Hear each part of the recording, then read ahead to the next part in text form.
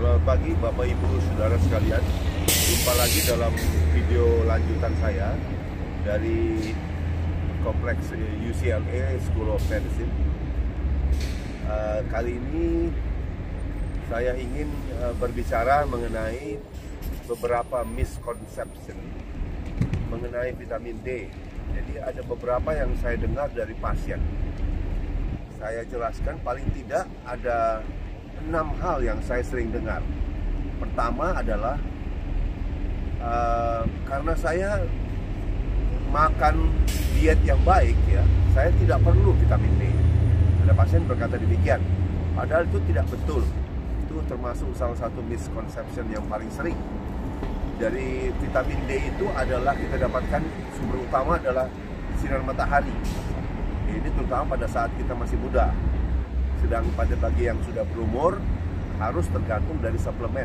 Tidak bisa kita dapatkan dari diet ya. Walaupun Anda katakan, oh diet saya sudah lengkap. Bahkan ada kalangan medis yang masih memakai istilah 4 sehat 5 sempurna. Padahal 4 sehat 5 sempurna itu adalah konsep lama yang sudah tidak dianut lagi. Yang kedua, misconception yang sering kita dengar adalah saya minum susu banyak kok satu hari. Tentunya vitamin D saya bagus. Jadi saya tidak perlu dong suplemen vitamin D.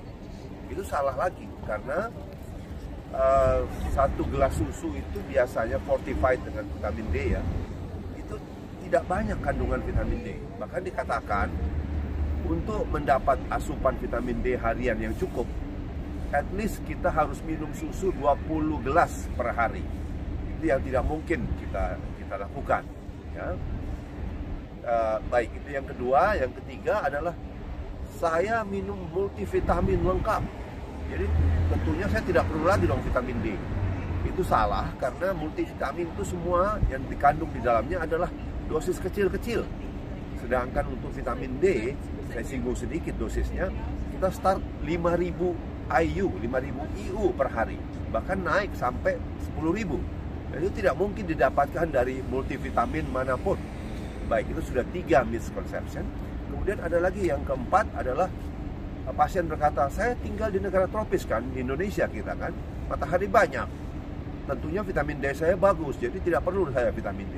Jawabannya perlu vitamin D, karena penelitian saya di Surabaya dulu tahun 1992, rata-rata kandungan vitamin D dalam darah ya di Surabaya waktu saat itu adalah cuma 18 nanogram per mililiter. Itu kurang lebih menggambarkan angka rata-rata negara kita. Jadi tetap diperlukan karena yang optimal dalam darah kita harus mencapai 80 sampai 100 nanogram per mililiter. Kenapa walaupun di negara tropis kita tetap tidak mendapatkan vitamin D yang cukup? Karena sinar matahari itu sangat membantu bagi orang yang muda ya. Bagi yang muda pun ada batasan waktu di mana harus didapatkan sinar matahari pada siang hari jam 12. Jadi kalau ada kompromi antara jam 11 sampai jam 1 ya. Dan tentu tidak boleh pakai sunblock dan pakaian harus terbuka. Dengan bertambahnya umur susah kita mendapatkan vitamin D dari sinar matahari. Baik, itu alasan dari negara tropis. Kemudian ada juga yang bilang, oh saya terus di luar terus, saya main tenis, saya naik sepeda ya. Nah itu kembali ke tadi, harus lihat kena mataharinya jam berapa, kemudian umurnya berapa. Kalau masih muda bisa dapat, tapi kalau sudah lanjut usianya ya nggak mungkin dapat ya. Kalau mau muda pun sekali lagi diulang antara jam 12-an itu baru bagus, baru ada ultraviolet B yang bisa memproduksi vitamin D ya.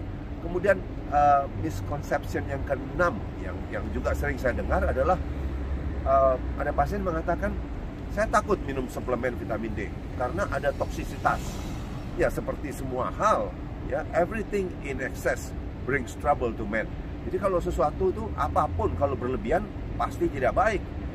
Tapi mesti diingat bahwa rata-rata Indonesia, rata-rata Surabaya itu cuma 18 nanogram per mililiter. Padahal yang optimal itu adalah 80 sampai 100. Dan kalau Anda takut mengenai toksisitas, betul ada toksisitas, tapi toksisitas baru terjadi pada 300 nanogram per mililiter. Bahkan ahli-ahli vitamin D secara arbitrary, secara kesepakatan menetapkan bahwa batas toksisitas dalam darah vitamin D adalah 150 nanogram per mililiter. Jadi kalau lebih dari 150 pun masih oke, karena sebenarnya yang betul batas toksisitas itu adalah 300 ya. Padahal kita cuma mau antara 80 sampai 100. Sekali lagi saya ingatkan, vitamin D diperlukan oleh semua sel dalam tubuh kita. Sebut saja hampir semua penyakit dipengaruhi oleh vitamin D. Jadi kalau kita kurang vitamin D, makanya susah, pasti banyak penyakit yang menghinggapi kita. Dan sekali lagi saya mau ulang sebagai resume bahwa selain vitamin D diperlukan trio, yaitu magnesium dan vitamin K2. Kalau magnesium untuk apa? Magnesium itu fungsinya banyak juga, tapi yang paling penting bersama vitamin D adalah dia berfungsi mengaktifkan vitamin D yang tidak aktif, yang kita minum sebagai suplemen, menjadi vitamin D yang aktif. Jadi diperlukan magnesium. Kemudian vitamin K2 untuk apa itu? Vitamin K2 itu adalah fungsi utamanya memperkuat tulang dan membersihkan pembuluh darah. Jadi sehingga kalsium yang didapat dengan bantuan vitamin D tidak menumpuk di pembuluh darah, tapi dibawa ke tulang. Jadi vitamin K2 juga untuk meningkatkan elastisitas daripada pembuluh darah. Pembuluh darah kita tidak gampang menjadi kaku, ya. Jadi sekali lagi trio dari wellness itu 3, vitamin D3, magnesium, dan vitamin K2. Demikian, moga-moga video ini ada manfaatnya. Seperti biasa, salam sehat selalu dari UCLA School of Medicine di Los Angeles. As always, stay safe, stay healthy, keep your feet on the ground, keep your head down. Terima kasih, sampai jumpa.